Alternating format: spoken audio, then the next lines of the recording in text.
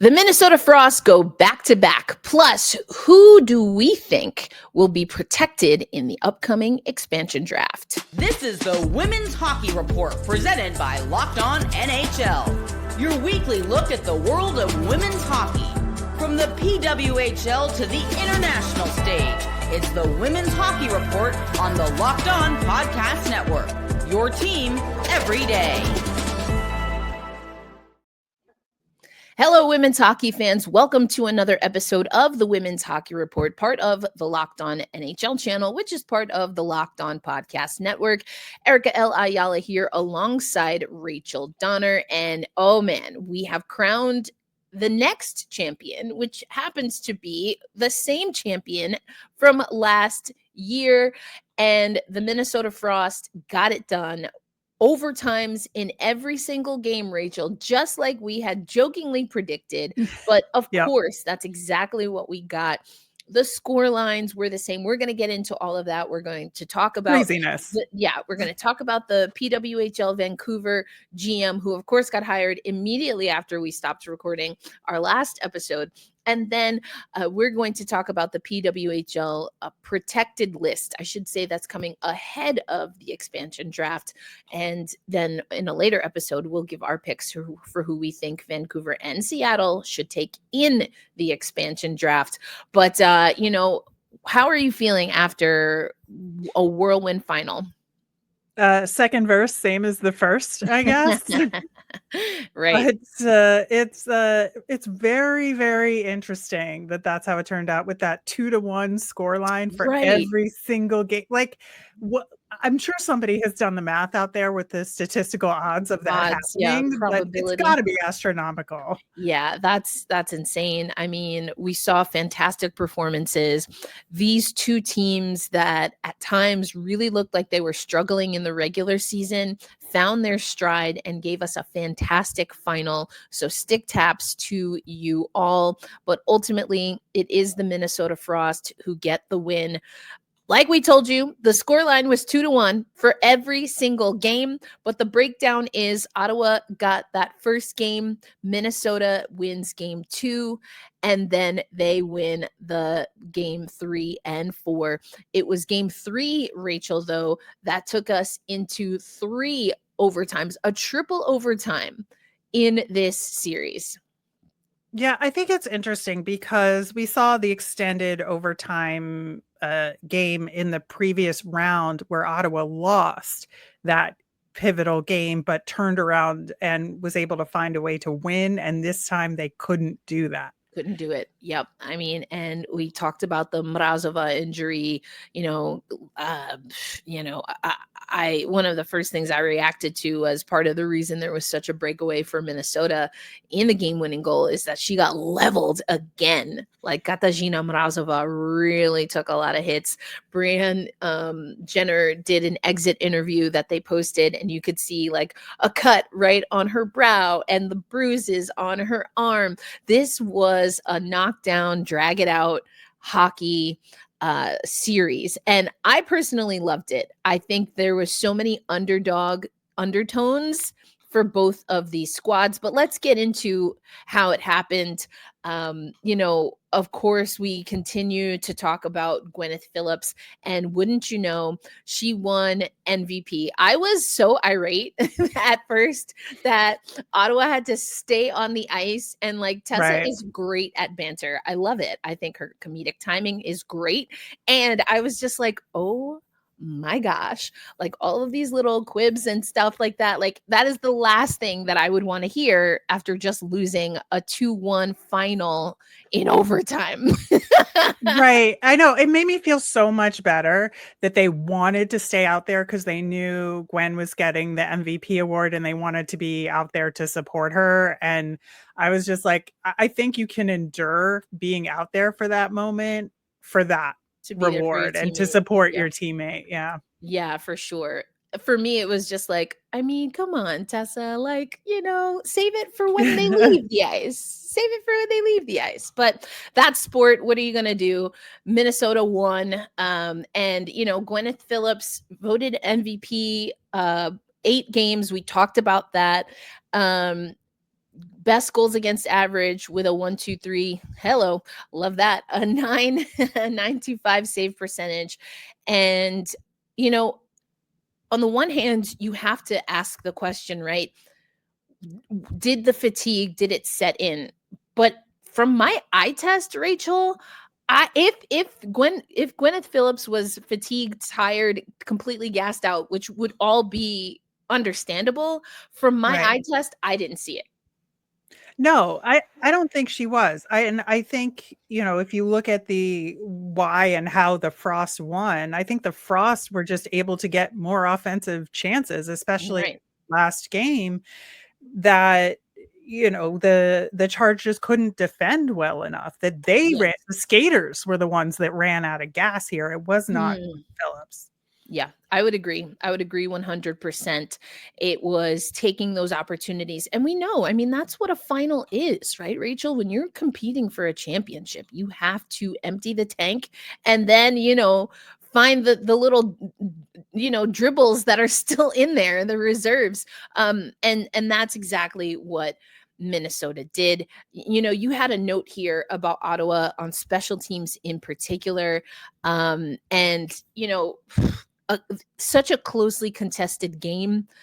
Every game went into overtime, 2-1 score, as we talked about. But what were some of the things that stood out to you also about maybe Ottawa not taking those opportunities to really execute versus how Minnesota was able to get that and also got a lot of depth performances and scoring? Right. So Ottawa was 0 for 9 on the power play in the final. And that's the game right there. If they score on even 2 of those 9 chances, which is still not that great of a percentage, but 2, maybe we're having a different conversation here. And I think, that's something they've struggled on and off with. It's been super streaky for them all year long, and it just did not come through for them in the situations where it counted the most. And then on the flip side for the Frost, we've been talking about Ottawa having all this depth scoring and getting goals from unexpected places. Well, Katie Knoll, the game-winning goal in Game 3, and she had the assist on the game-winning goal in Game 4. That was only her second goal of the playoffs, right? Liz Schepers, game-winning goal in Game 4 that won them the cup. Also, second year in a row of her having the game. How? Statistically, how? Spoiler alert, Liz Schepers, protect her at all costs. And actually, Minnesota, you'll have a chance to do that. We'll talk about it. I know, but she's like your good luck charm, I guess. But, it was her second goal of the playoffs as well. So not like a hugely dominant figure in the playoffs, either one of them. And yet, huge moments, they stepped up.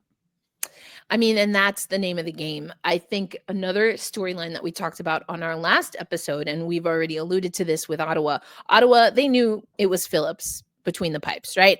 Now with Minnesota, we saw them deploy their goaltending, not exactly equitably. However, they did make some changes here, and ultimately it was Rooney in net when it all came down to repeating. Right. They had been alternating pretty consistently for a while. And then Rooney won Game 3 in that 3 overtime game. And I think that just felt like a pivotal moment for the Frost, and that they had a really strong opportunity to close it out at home, and they wanted to do it. And they just decided to continue and ride the hot hand there, which is something they hadn't done. But at a moment, you make that decision. I think it was the right one for them because, even though obviously Phillips won the MVP award, Rooney allowed more goals against than last year in the playoffs in the same number of playoff games. So, this year she allowed 11 goals versus 6 last year, but she had a better save percentage overall than in the regular season this year in the playoffs. And so she had stepped up her game a little bit, and I think it was the right call for the Frost. Yeah, I mean, it paid off. So with such a tightly contested game, it definitely paid off. But we see that like you said, it was just the opportunities that Minnesota took. Ottawa just getting a little gassed. Even the play where Liz Schepers scores again, Mrazova was taken out of the play. A contact to the head. Now, in looking at it again, I think what I would say is that I forget who was along the wall with her from Minnesota, but that defender, let's just say for argument's sake, had their back to Mrazova, and she kind of runs into like a little chicken wing situation, elbow, Mhm. but it's still brutal. It's still a brutal, it's Yeah. brutal contact. But again, it's just those little things that we saw in this series that made the difference and ultimately gave Minnesota the win. But of course, congratulations to the Minnesota Frost. We had our guests, Kendall Coyne Schofield, who joined us with Malika Underwood to talk about the Players Association. And of course, we had Lee Steckline, who really stepped it up in the playoffs offensively on the podcast. So Stick Taps, congrats to you. Great heck of a playoffs for Ottawa. And, I know that some people will say, oh, is a repeat champion bad for a new league? All I know is you got to think that there's going to be some juice flowing for Ottawa when they drop the puck next season against Minnesota.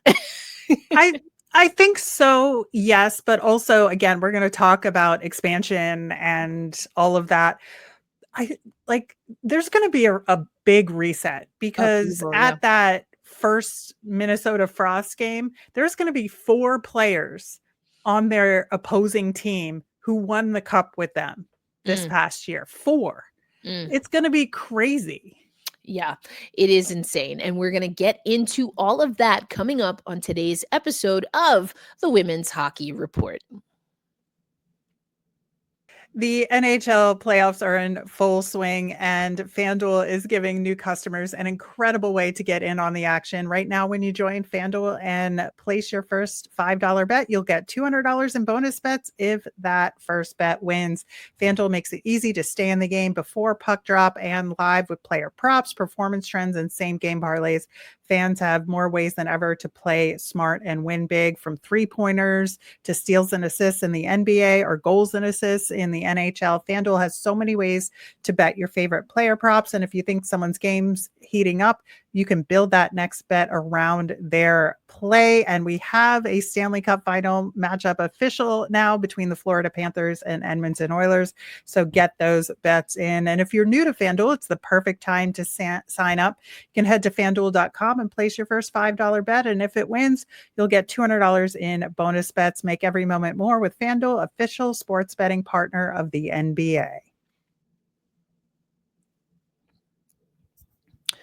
Congratulations again to the Minnesota Frost, your back-to-back champions. And, there is one person newly named to the league that is part of a duo, Rachel, that could really disrupt what Minnesota's trying to do if they want to go for a three-peat. And that is the new general manager of PWHL Vancouver, which, of course, we talked about this at the top of the show, got announced literally just after we had recorded our last episode. But I want you to kick this off because as a co-host of Locked On Flyers, you actually have some familiarity with the new Vancouver GM.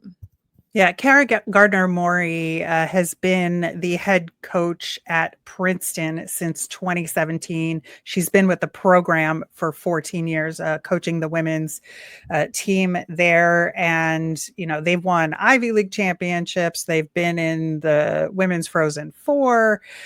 Just a tremendous track record as a coach in women's hockey in the NCAA, but I know her more specifically because she has been a guest coach at Philadelphia Flyers development camp for the last several years. So I've had the opportunity to see her in action as a coach and talk to her as well. And I think it's really fascinating that she's making the jump from coach to GM in the PWHL. But I think from what I saw from her at development camp, she has a really good knock for spotting talent and knowing how to mold talent. And so, and as a head coach for an NCAA team, you've got to recruit players.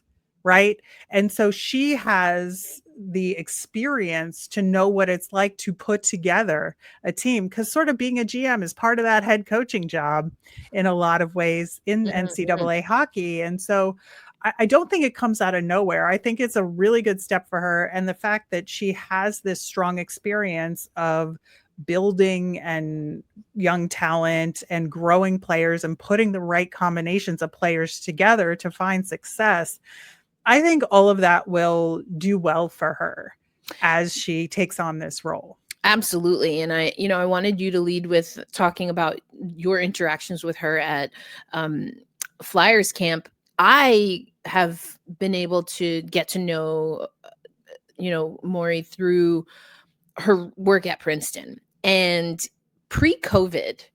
And just a reminder for those who maybe didn't remember or didn't know, the Ivy League schools were the most stringent when it came to protecting their players during COVID and the return to play. And that did impact a lot of athletes. So I just want to put that caveat out there, because pre-COVID, Princeton was on the same trajectory that Ohio State was on as far as making waves in NCAA women's hockey. That's not even a question. That is a fact.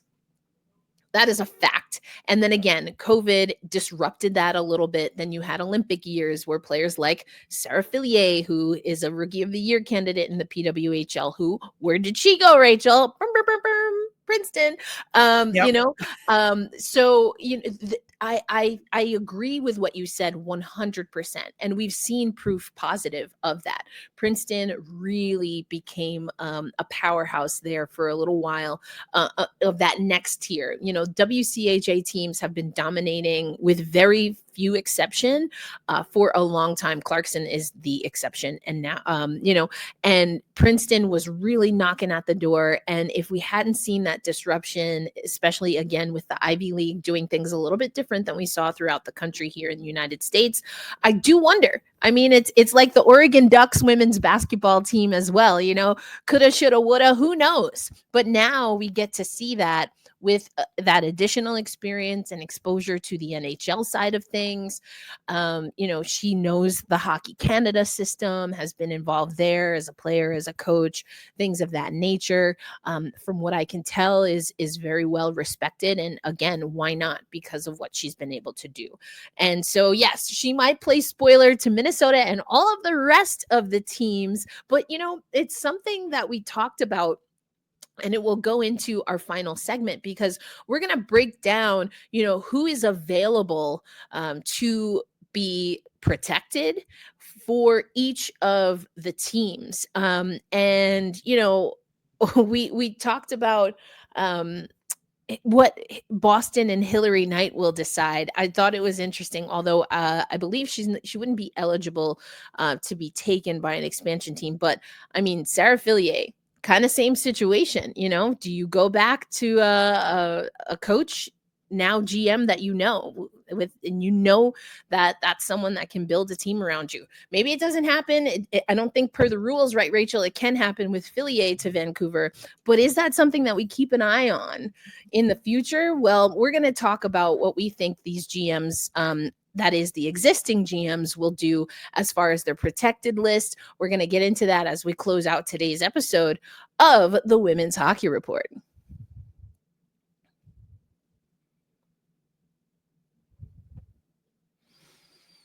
All right, Rachel, the time has come. We are going to talk about who these teams should protect. Let's start with the champions, the Minnesota Frost. They're at the top of the table. They were able to run it back one time, but now there's this wrinkle that they will have to protect only a handful of players. They only get to protect 3 off the bat, right? And then depending how things go, if they lose more than 2 players or 2 players or more, I guess, in some of the other stages leading up to expansion, then they can protect 1 more. That's not a lot of players. For me, that's not a lot of players, because I'm just thinking the WNBA, we just recently had an expansion draft. The Golden State Valkyries, who are playing in the league this year, we have another one coming up. But the WNBA, holds a maximum roster of 12 players, Rachel, and they got to protect 6. Yeah. Like, to me, you should have had the ability to protect one complete sheet of ice, right? So that's 6 players, right?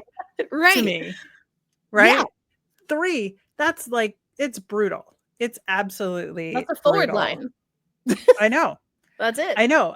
That's it. And so I think for me with the Minnesota Frost, I think you have to protect Kendall Coyne Schofield, because not only is she like a legend in the game, but she's kind of your brand. And I think that, like, you have to think about that in some ways in terms of fan loyalty. And if you don't protect the captain, like, what are we doing here kind of things for some of these teams. And I think she is one of them. I think Taylor Heise is a no-brainer as well out there. And then this is where I struggle, because to me, I think I'm like going back and forth in my head between Lee Steckline and Claire Thompson on the blue line. I don't think that the Frost need to protect a goalie, because I think both of their goalies are excellent, and if they lose one of them, they'll be fine, right? So to me, I'm choosing between Steckline and Thompson, and I lean toward Thompson, to be honest, just because I think the longevity possibility is stronger there. Yeah, this one is interesting. Looking at the protected list, Kendall Coyne Schofield obviously there, Britta Curl-Salemi there, Heise, as you mentioned, Klara Himlarova, Sophie Jakes, Katie Knoll, who we talked about, Denisa Krishova, Brooke McQuigg. I agree with you with Kendall Coyne Schofield. I think outside of what you said, she's also been effective. She is lethal. She gives this team an edge, a constant edge that not anyone else on this roster gives you. I think Heise has those instincts, killer instincts, but it's not the same. Like, Kendall Coyne steps on the ice and it's game time. And I love that. I love that coming from the captain. I'm going Steckline. It's like, for me, I'm keeping Steckline if it's me. And then for me, it becomes Jakes, Thompson, definitely in there. Do you want to go with another forward? Like, my heart wants to say Krishova, because I do think there's an upside that just has been untapped. But for that reason, that's probably why we won't see Krishova. Maybe going somewhere else, makes a little bit of sense, or that option, you don't know for sure. Gosh, I think I have to go Heise here. So Schofield, Heise, and Steckline would be my picks for Minnesota. But let's move on to Ottawa, who is also... Well, before that, I just want to say, like, when they have the opportunity to protect a 4th player after 2 are picked, that's where I would pick either a Sophie Jakes or Lee Steckline. If the 2 of them are still with the Frost, I would add one of those 2 to the list. No, that makes a lot of sense. Let's go to Ottawa here, the other team that, of course, was in the final. And so just some players that they don't have to worry about for this 3-player protection because they are free agents, are players that I definitely would put on my list, or at least have consideration for. So that would be Teresa Vanishova, Jinsey Rose, who's been hurt, Victoria Bach, Zoe Boyd, Rebecca Leslie. Beck Leslie had a really great postseason. Taylor House, and Cheyenne Darkangelo. But for the players that are available to be protected for the Ottawa Charge, who you got, Rachel? Obviously, for me, I got to start with Gwyneth Philips. Like, no question, number 1 on my protection list for Ottawa, obviously winning playoff MVP, and she's been everything for this team leading into the playoffs. I think Emily Clark is also a no-brainer for me. I think, she has the production, she has the leadership. I don't know that this team would be anything without her out there either. And then again, the 3rd spot is always really tough. I'm going to go with Savalainen here, but it was not an easy decision for me. I think there's another 2 names that would be my, if still around, would be the 4th protection, and that's Ashton Bell and Danielle Serdachny. I think either one of those would be my bonus protection if they're still available. Yeah, for me, we're going in a different direction here because I'm going Jenner, Mrazova, and Phillips. Like, for me, Brianne Jenner is just like similarly to what I said about Kendall Coyne Schofield, not just the captain thing, but for me, it's like this moxie that no one else really. I mean, Emily Clark is a good pick there too, but I'm going Jenner. Yeah, I think the likelihood of her signing elsewhere is much smaller given her age and family life and all of that. But I get it. Like, I think like if we were in a more NHL style expansion where people literally can go anywhere and would be forced to go anywhere, I would pick Brianne Jenner. I just think given we're still in this weird stage where there's like allowances being made to these players, like backdoor, and I just think, or back room, I should say. I feel like they don't need to protect Brianne Jenner, but I think in a neutral world about these things, I would absolutely have her on my list. Yeah, I'm assuming that the rules are the rules. And so, like, the way it's stated, if you get drafted in the expansion draft, you got to go. So, you know, like, and as far as we know, it's not like the NWSL where you can throw in, some salary cap money around as well. To me, if we knew that for sure, okay, but I'm just going with this. I'm not taking any chances with Jenner for sure, but Jenner and Clark, I mean, one of those two you absolutely have to protect for sure. All right, let's move on to Montreal, top team in the regular season. And Rachel, who you got to protect? So I think with Montreal, you have to go with MPP and Laura Stacey as a package. Mm-hmm. I think it's just, there's no question there. And then you go with Anne-Renee Desbiens because I do think she's a difference maker in goal, that if they lost her, they would be a very, very different team. I think if they're deciding to go in a different direction, maybe Jennifer Gardner, who's been extremely impactful, and she's my kind of fourth on the list option here. But I think, Laura Stacey is just one of the best out there. And it would be hard to not have her on my list. Yeah, I mean, this is pretty much the probably the most straightforward team, to be honest. Yeah.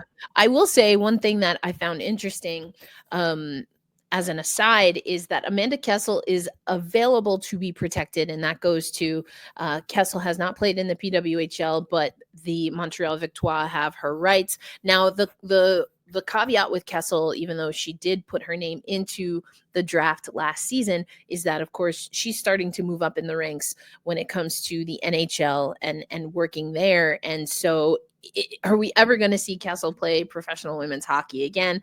I don't know. I'm not saying, I'm not advocating to protect her because of those unknowns. I just thought it was interesting, and I wanted to highlight that when it came to Montreal. All right, let's move on to the Toronto Sceptres. And, a team that there's so much promise. And in some ways, they remind me of, at times, some of the things that we've been saying about Ottawa in the regular season. It's like Toronto is Ottawa in the postseason, and Ottawa is Toronto in the regular season, which is brutal. But 16 players available to be protected. Which three are you prioritizing, Rachel? So I think Sarah Nurse is number one on my list. I think, leader, huge driver of the offense on that team. And I think Renata Fast is the other obvious choice here. She's my MVP of the whole league. So why shouldn't Toronto protect her? Agreed.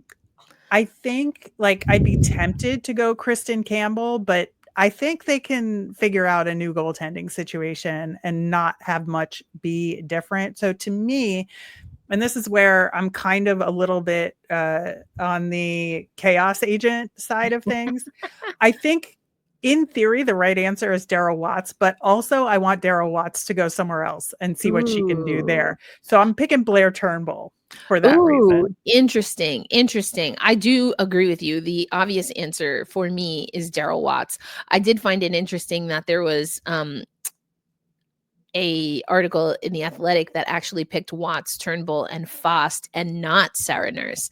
I do not agree with that. So I'm with you. I go Nurse for sure, Fost for sure. I hear what you're saying about Watts. I hear it so loudly that now I'm like, maybe I don't pick Daryl Watts. I don't know. From this list, again, if I'm doing it very literally, like I will protect these players with my life. I know. I just like my gut says Daryl Watts is going to do great things elsewhere. That's just that. Okay. And so you think that's like a systems thing or a personnel thing? Is it both? Yeah. I just think like there's not room for her to do what she does best in a lot of ways, the way that Toronto has set up that lineup. And so I would like to see her elsewhere. Again, if I'm the Toronto Sceptres, I'm probably protecting her. Let's put that out there. That's a good point from a selfish perspective. But for a me perspective, I want Daryl Watts to play somewhere else. Oh, that's really tough. I'm going to just go with Watts just because I think that if you're Toronto, that's your best bet. And we're kind of putting on our GM hats here. So I go with Watts. If they can't make it work with Daryl Watts, that's a glaring indictment on the organization. And I said what I said, but hence my desire to see Daryl Watts elsewhere and see what she can do. I said what I said. I mean, we'll have to talk about this as the off season continues. Oh my God, I just made myself a little sad. We're officially in the off season. I know. Gosh, that was so like, how something, but you don't like, it hasn't sunk in yet. Ugh. Right. Anyway, getting all emo on the podcast here. All right, we're moving on. We are moving on to the Boston Fleet. Okay, Rachel, let's see. Are you believing the hype? I know you talked about it on social media, but when it comes down to it, who is on your list? And does one of the people on your list have the initials HK? It does. I think I ultimately came down on the side, again, chaos agent Rachel would love to see Hillary Knight make that move to Seattle. But I think if I'm the Boston Fleet, like I said last week, that she has been pretty much synonymous with women's pro hockey in Boston. In whatever iteration that game has taken place. And I think it would be really bad for the Fleet organizationally to lose her. And especially in the Olympic year when we know it's going to be her last Olympics. There's going to be a ton of hype around her. They can market around that. I just think it's the right decision for the Fleet to protect her, even if it would be a lot of fun if she went out to Seattle. So she is on my list. And then Megan Keller on the blue line, got to protect her. And then, of course, Erin Frankel. I think this was one of the easier decisions for me. Agreed. Yeah. Montreal and Boston is like, I mean, what are we even? Yeah. What are we doing? Unless, like you said, those backdoor deals, like that's the only way. And that is what I will say I like. I know I was critical of the PWHL draft expansion draft comparative to the WNBA expansion draft, but we will know. We will know who's protected. The WNBA, they don't tell us. And I'm like, why? Just give us the list. Receipts. Show us the receipts. Anyway, I agree with you. I really can't complain. The only thing that I would say about this list is it's a hard smash if Susanna Tapani wasn't a free agent. I'm just saying. Yeah. I'm just saying. And then, I mean, it's probably Keller. Sorry, Keller. I'm taking Susanna Tapani. That's maybe for sure. Maybe. And I think of the players eligible, I think my number 4 is Alina Mueller. And maybe Hannah Bilka if Mueller is already taken at that point. Yeah. All right. That leaves the team that will have the number 1 pick in the entry draft, the New York Sirens. Rachel, who you got to protect for New York? Yeah, so I got Alex Carpenter. I think she just has to be a mainstay of this organization. And I think she's got the skill and she has the results. You got to keep her. I think on D, Ella Shelton is the right call here. And then with the third slot, I thought a lot about Corinne Schroeder, and I just, we have such a glut of really good goaltending in the PWHL overall. And as much as I love her, I think her inconsistency has led me to believe that she can be exposed, and teams might be a little hesitant to sign her, especially if there's other goaltenders out there available. Whereas like some other teams have like a 1-2 punch going, that it might be more attractive to sign. So I don't think we need to protect Schroeder if we're the New York Sirens. And so I got to go Sarah Fillier and just really, really hope that we can get a deal done. Yeah. See, for me, and it's not just Schroeder, but honestly, this entire lineup, I mean, I've said this before, not like I've been saying this since season 1. I don't know that I understand the Sirens, Like, I don't know what we're like. What are we going for? Like, what are we doing? Yeah. What's the vibe? What's the theme? What's going on? So there are a lot of players on this team that I think maybe in a different system with a different cast of characters could really shine. So that's what's making this a little bit tough, because I'm just kind of like, let's Wreck-It Ralph, see what happens. That being said, if I'm coming from the Sirens perspective, I agree with you on Carpi. I agree with you overall. I feel very uncomfortable about Corinne Schroeder, just because I hear what you're saying. I agree with what you're saying. And because I'm not really sure what kind of juice New York has, I think you need to make sure you have a goaltender that can, at least for the most part, keep you functioning. So that's what makes me a little bit uncomfortable, but I agree with your picks, and I didn't really give my fourth pick because I'm just like, hey, I said what I said. For New York, though, I would say as soon as, if and when they are able to protect a fourth player, I'm smashing that Corinne Schroeder protection button for sure.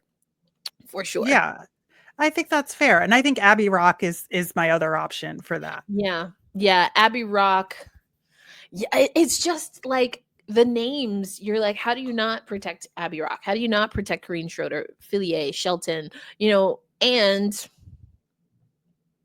I mean, I don't know. What if they weren't on the New York Sirens? Just, still playing, having a time, but elsewhere. Maybe that would be better for everybody. I don't know. Yeah. I think New York has, they've got to figure it out. It reminds me of another team that, I can't even get into what's happening in Seattle on the men's side of things these days. But Rachel, we did it. We talked about the final, a great, fantastic final. Again, stick taps to both teams, just great. Carla McLeod was like, I hear y'all talking about me, and here you go. I'm here to show you what I can do. Here's hoping that it stays in the regular season for Ottawa. Ken Klee and his squad, I think the focus and determination that they really were just so focused on the next shift, the next play, the next game. And that was kind of their guiding light. And we saw that's what it took to get over Ottawa. So congratulations there. I hope you enjoyed our protected list, but let us know in the comments or on TikTok, women's_hockey_report. Who are you protecting and why? Feel free to yell at us, politely in the comments if we didn't protect your bestie. And then, of course, we are going to do an exercise on where we will play GM for the expansion teams and who might we see them sign in that early window, Rachel, because we know that teams, the two teams, can have their signing window opens June 4th, 9 a.m. Eastern Standard Time, closes June 8th. They will be able to sign their first their first 5 players in that window before the expansion draft on June. We're already in June. Holy cannoli. June 9th, 8:30 p.m. Eastern time. But for Rachel Donner, Erica L. Ayala here, make sure you're subscribed to Locked On NHL. Hit the notification bell so that you know when the next episode of the Women's Hockey Report goes live. We will catch you on the next one. Enjoy your weekend. Enjoy your off-season, sad face. And hey, I'm excited to see which teams are going to follow our sage advice and protect the right players. Until then, take care, everybody.